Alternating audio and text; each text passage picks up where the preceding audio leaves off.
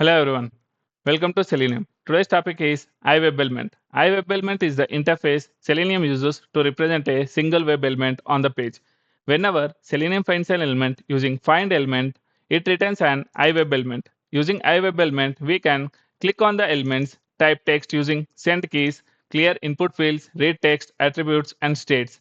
In real-world automation frameworks, we store IWebElements references in a variable so that code is readable, actions are reusable, and maintenance becomes easier. Here we have the sample script. We will see how the particular code is executed.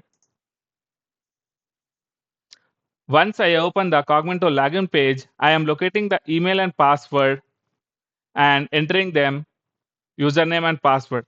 Once I find the login button, I click on login button, and once login is successful, I validate the home page which is available.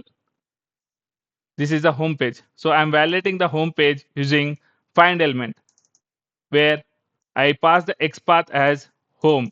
If home is available, this will be passing. If home is not available, then it will fail. So if we check the string, if I give some text, it will fail.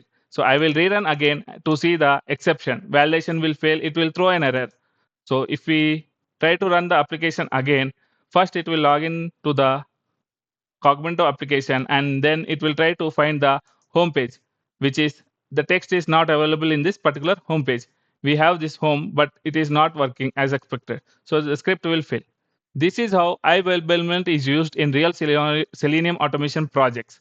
And we can say that if your locators are stable, your IWebElement actions automatically become stable. If you see in this example, our locator is stable, then only IWebElement becomes stable, or else it will be throwing an error.